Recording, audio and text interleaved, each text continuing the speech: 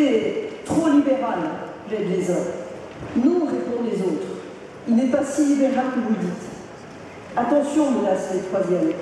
L'Europe, si vous votez non, sera encore plus libérale. Vous continuez. Bref, le libéralisme, voilà l'ennemi.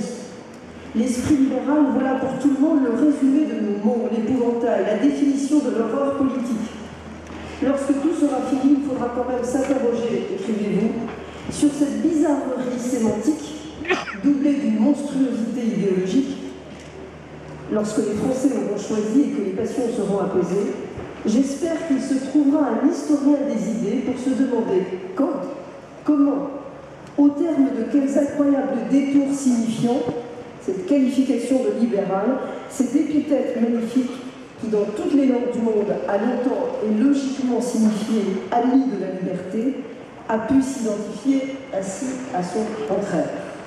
Vous comprenez pourquoi j'ai aimé ce passage. Je dois rajouter, pour être totalement honnête, qu'après vous poursuiviez, je sais bien que c'est d'économie que l'on prétend ici parler, mais tout de même. Bref, j'invite tout le monde à aller retrouver ce texte qu'on retrouve facilement sur Internet. Vous parliez à cette occasion d'Europe, vous parliez à cette occasion d'intégration européenne. Je pense que c'est aussi un sujet qui nous réunit tous. Et je voudrais simplement vous dire combien nous sommes fiers et heureux de vous accueillir à notre université d'été.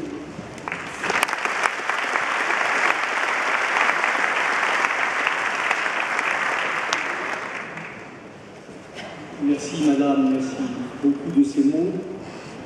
Je suis très content d'avoir écouté Jimmy Wells et j'espère qu'il est resté d'ailleurs parce que je suis absolument demandeur d'un rendez-vous privé avec lui tout à l'heure, car j'ai quand même quelques réclamations à faire personnellement. J'ai bien entendu sa maman, le poulet, le mode électronique, mais j'ai des réclamations à faire sur une certaine fiche Wikipédia, la mienne, qui est assez bourrée de contre-vérités, de petites erreurs, pas bien graves, mais qui font qu'en effet, je ne recommanderais pas, pour savoir un peu ce que j'ai fait ces dernières années, de la consulter. Je voudrais vous dire aussi que je pensais, en venant ici dans la voiture, mes revenus, que j'ai déjà parlé probablement devant les plus anciens d'entre vous, les plus âgés, ceux qui ont mon âge, il y a exactement 35 ans. C'était pas ici, je pense que c'était à Louis-Pierre Ier de Sergy, invité par un monsieur merveilleux qui, je crois, a disparu il y a quelques années, qui s'appelait Michel Froisse. Vous vous appeliez pas le MEDEF, vous vous appeliez le CNPF. À l'époque, venir parler devant vous, devant vos anciens, pour un homme comme moi, pour un intellectuel de gauche, c'était un défi, c'était presque une provocation. On avait à faire aussitôt rentrer chez soi le soir à toutes les foudres des surveillants généraux de la culture de l'époque. La bonne nouvelle d'aujourd'hui, comme je vais vous en donner quelques mauvaises après, je vous donne cette bonne nouvelle-ci, c'est d'abord que 35 ans après, vous ayez bien voulu me réinviter, et c'est ensuite que, 35 ans après, un Premier ministre socialiste, Jean-Marc Ayrault, peut venir vous parler en toute liberté, et moi je peux venir avec grande joie, sans craindre de foudre de qui que ce soit. Le monde a changé. L'autre chose que je voudrais vous dire à propos du thème de votre université d'été, je voudrais vous dire aussi, pour commencer, que ce mot d'intégration, au fond, lorsqu'on m'a dit que c'était le thème qui vous rassemblait, sur lequel vous alliez travailler, ce mot ne m'a pas immédiatement enthousiasmé. Je ne suis pas un fanatique de ce concept d'intégration. Peut-être est-ce un effet de génération, je ne sais pas, mais pour moi, dans mon apprentissage philosophique, intégration, il y a toujours eu derrière ce mot un parfum d'uniformisation, un parfum de triomphe du même sur l'autre, ou de l'un sur le multiple, et quelque chose comme un aplatissement ou un arrasement de la singularité des choses. Et toute ma vie, lorsque je me remémore les grands combats, non pas politiques, mais littéraires ou philosophiques de ma vie, j'ai le sentiment d'avoir été toujours plutôt du côté de ceux qui, comme Kafka, pensaient que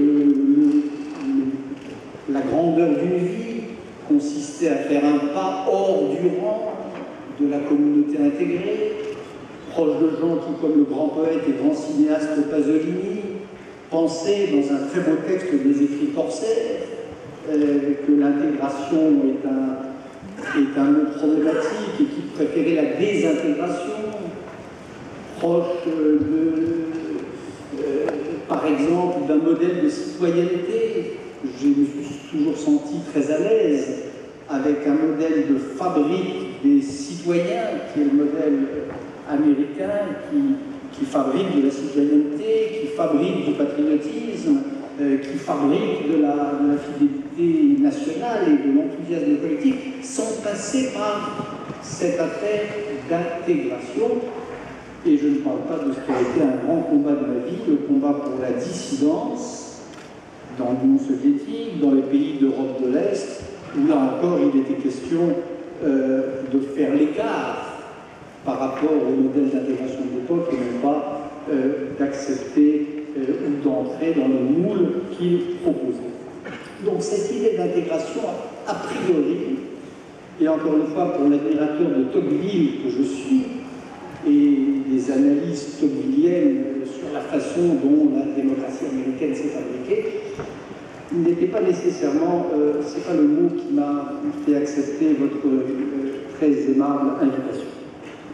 Ce qui fait que j'ai accepté de venir ici et que je le fais avec joie et fierté, c'est qu'il y a tout de même un terrain, c'est celui dont parlait Laurence Parisot à l'instant, où cette affaire d'intégration, où ce problème de l'intégration est en train de se poser dans des termes possiblement apocalyptiques. Et ce apocalyptique pour nous, pour nos enfants, pour nos petits-enfants, et ce terrain, c'est celui de la construction européenne.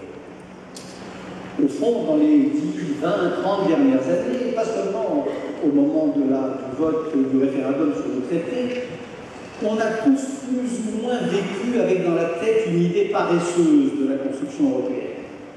L'idée d'une Europe qui se faisait toute seule, l'idée d'une Europe qui se ferait inévitablement, l'idée d'une Europe qui s'intégrait en dormant. Il y a des gens, des spéculateurs, qui s'enrichissent en dormant, mais il y a une Europe qui elle aussi se faisait en dormant. On pouvait, comme disait Jean-Paul Sartre, se tenir sur le siège arrière du véhicule de l'histoire, sans nous, malgré nous, à notre insu, qu'on ne le veuille pas, qu'on soit enthousiaste ou qu'on la boude, la construction européenne se faisait comme une sorte de fait de nature, ou inscrit, plus exactement, dans le sens même de l'histoire. Personnellement, j'ai toujours ressenti un certain malaise par rapport à cette conception paresseuse et progressiste au fond de l'histoire. D'abord parce que nous savons qu'il y a des âges entiers de l'histoire de l'Europe où on a pensé sans la pensée de l'Europe, où les Européens pensaient leur destin, pensaient leur image de soi, sans recourir à cette affaire d'Europe. Mais surtout parce que nous savons, vous savez tous, que l'Europe s'est déjà plusieurs fois construite et déconstruite, qu'elle s'est déjà plusieurs fois intégrée et désintégrée. Il y a eu l'Europe de Justinien, l'empereur Justinien au VIe siècle, il y a eu l'Europe de Charlemagne, il y a eu l'Europe de Charles Quint, il y a eu l'Europe de Napoléon, il y a eu l'Europe des Habsbourg. C'était aussi un grand projet européen, nourri aux deux fleuves de l'esprit des Lumières et du romantisme centre-européen. Il y a eu chaque fois cette belle idée d'une intégration de l'Europe qui, chaque fois, avec une régularité tout aussi absolue, s'est défaite. Et nous savons aujourd'hui, nous le mesurons tous les jours, nous le lisons, que nous sommes peut-être entrés dans une période qui ressemble à celle des derniers temps, du règne de Charles Quint, ou de Charlemagne, ou des derniers empereurs. Alors pourquoi cette nouvelle crise de l'Europe? Il me semble que c'est parce que les pères fondateurs de l'Europe ont commis une erreur, avec notre assentiment à tous, ou celui de nos pères, non pas de ne pas avoir commencé par la culture, comme le dit le mot célèbre, mais de ne pas avoir commencé par la politique. Avoir fait l'euro sans le dispositif politique qui va avec, avoir fait continuer de faire l'euro sans rattraper le retard politique accumulé, voilà peut-être l'erreur qui sera fatale à l'heure. Quand on regarde l'histoire des euros, l'histoire des monnaies uniques, l'histoire des monnaies communes ou des monnaies uniques, il y a des précédents à l'aventure de l'euro.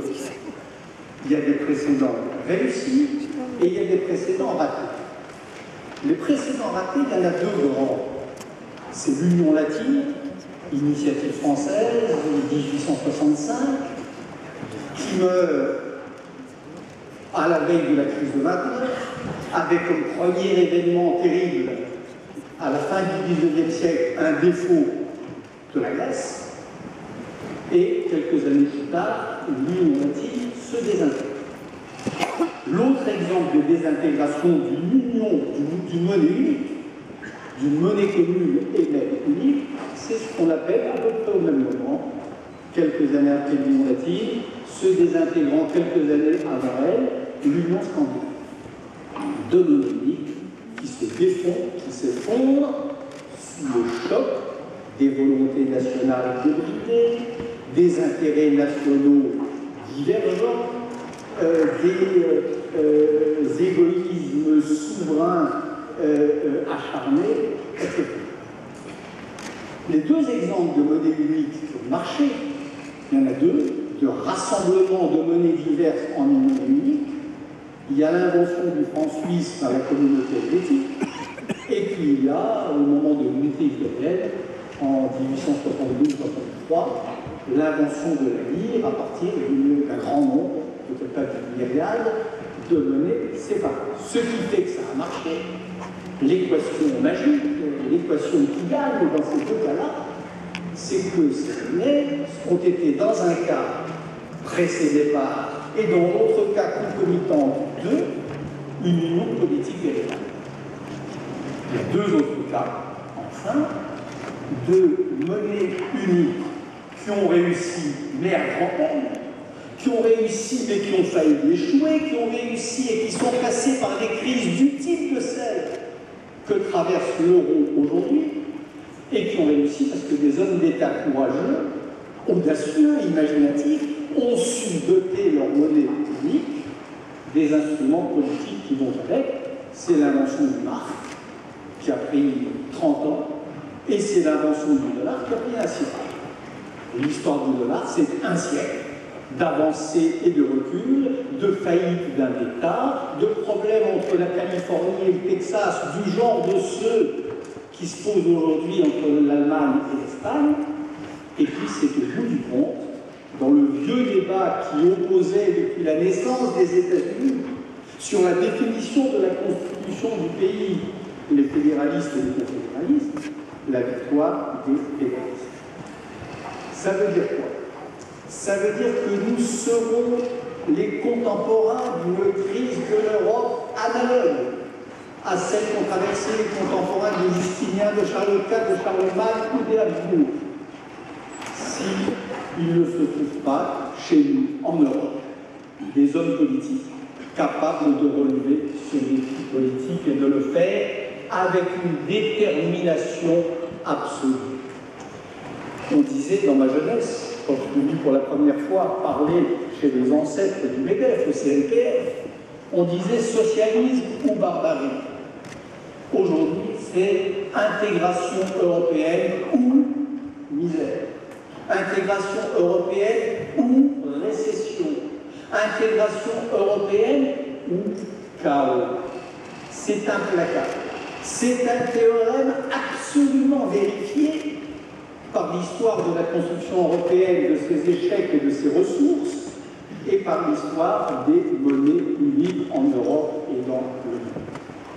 S'il se trouve des hommes d'État en Europe, et en particulier en Allemagne et en France, qui ont le courage de ne plus avoir l'Europe honteuse, qui ont le courage de ne plus avoir l'Europe frileuse, qui ont le courage de ne pas tomber dans le piège que leur tendent ceux dont je parlais dans les bouteaux que citait si gentiment Laurence Parisot tout à l'heure, c'est-à-dire le piège de ceux pour qui le libéralisme est devenu un gros mot, alors, et alors seulement, l'euro survivra et l'Europe ne se désintégrera pas.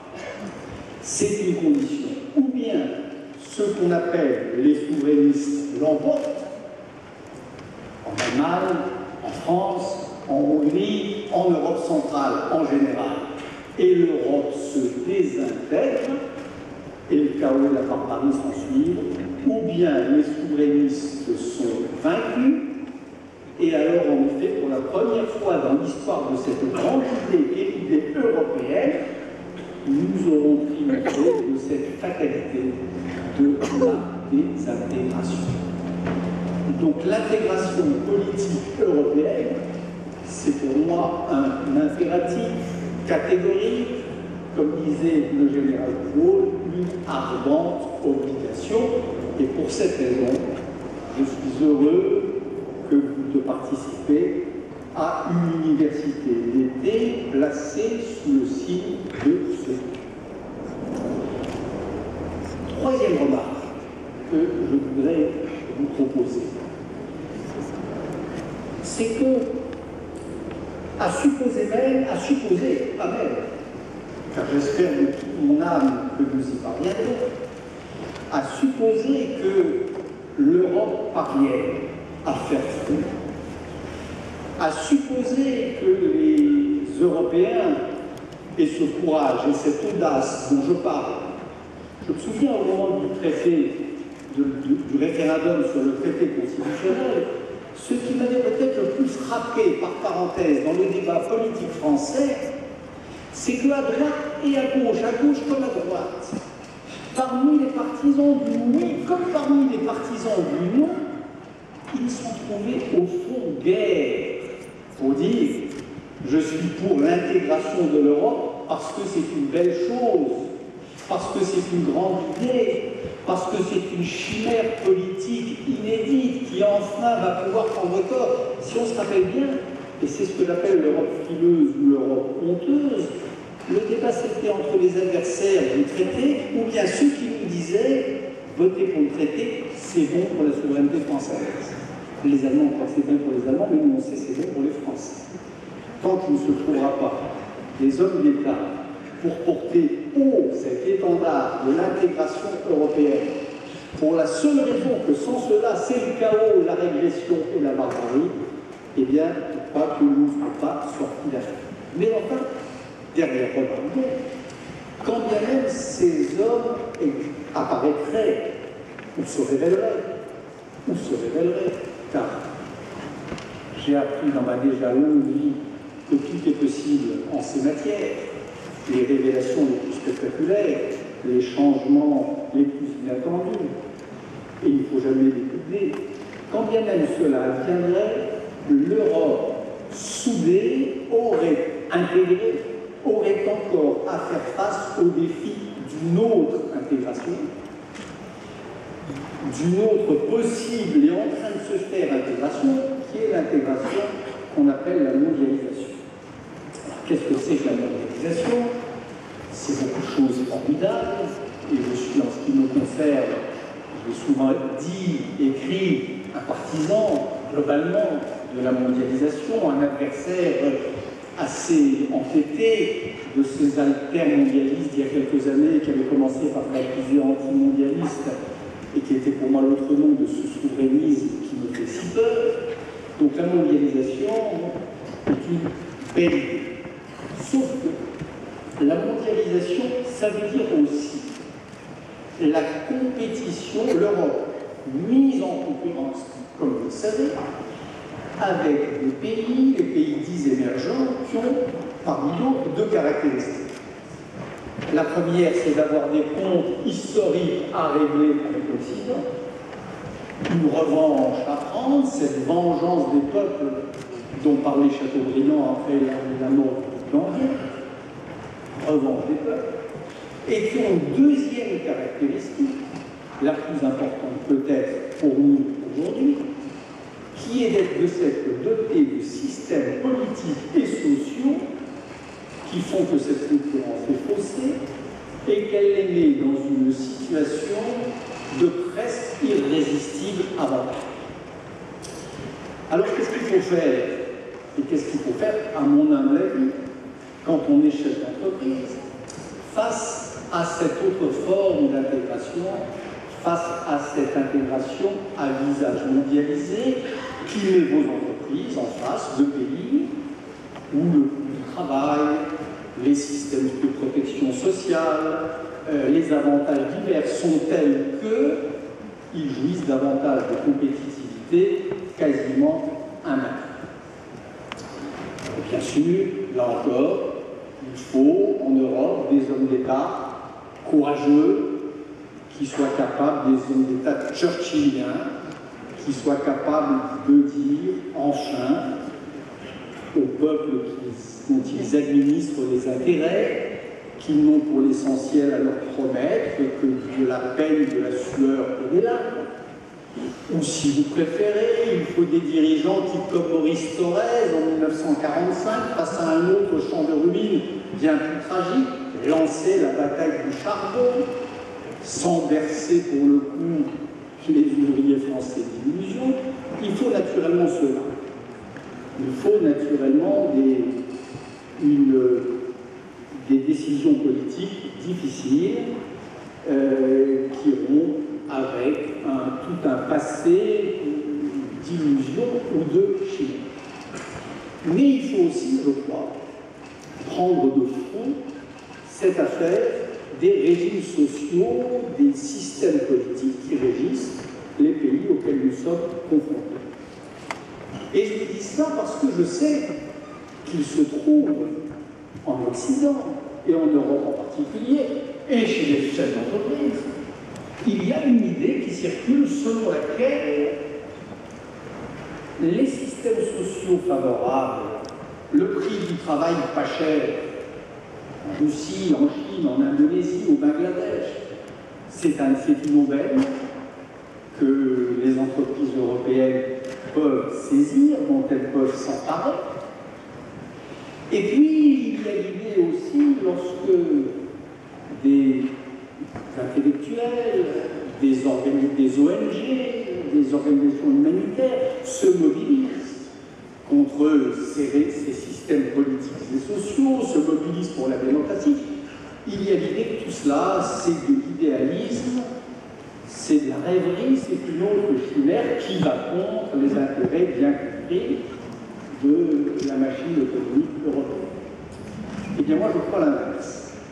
Je crois que l'idée selon laquelle la délocalisation dans des pays émergents à coup du travail extraordinairement favorable, ceux qui pensent que cela c'est mauvais, c'est la version moderne du mot célèbre de Lénine disant des capitalistes américains ou européens, ils nous vendront jusqu'à la corde pour les vôtres.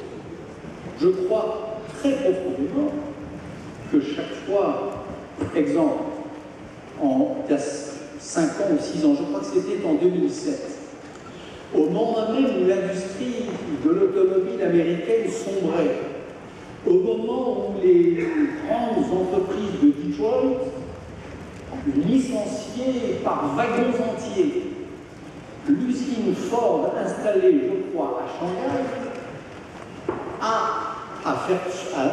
affronter, à traiter une grève rarissime en Chine, mais néanmoins très dure.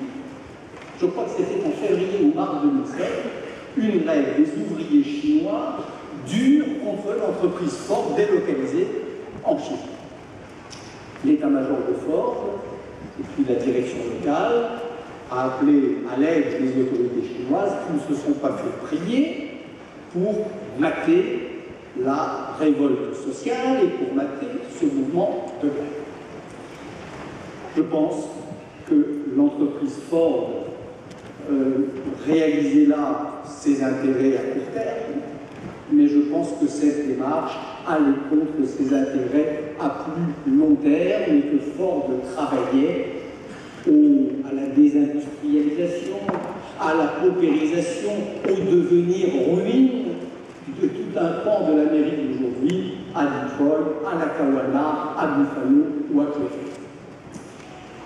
Et puis, quant à l'idée selon laquelle ceux qui, en Europe et aux États-Unis, s'inquiètent de ces conditions de travail quasi forcées, de cette réduction de la force de travail en Russie et en Chine en quasi-esclavage, et ne parlons pas du Bangladesh ou de l'Indonésie. Je crois que ceux qui voient dans ces préoccupations-là une espèce de rêverie idéaliste à laquelle on consent volontiers en vertu d'une sorte de partage des tâches ou de division du travail, où aux uns reviendrait la production des richesses et aux autres reviendrait la défense des valeurs, ben, je pense qu'ils se trompent, car je pense que les deux vont ensemble. Si ce que je vous dis est exact, alors je crois que chaque conquête sociale dans la Chine post-communiste d'aujourd'hui, eh bien c'est un millième de point de croissance possible pour les grands pays européens ou occidentaux.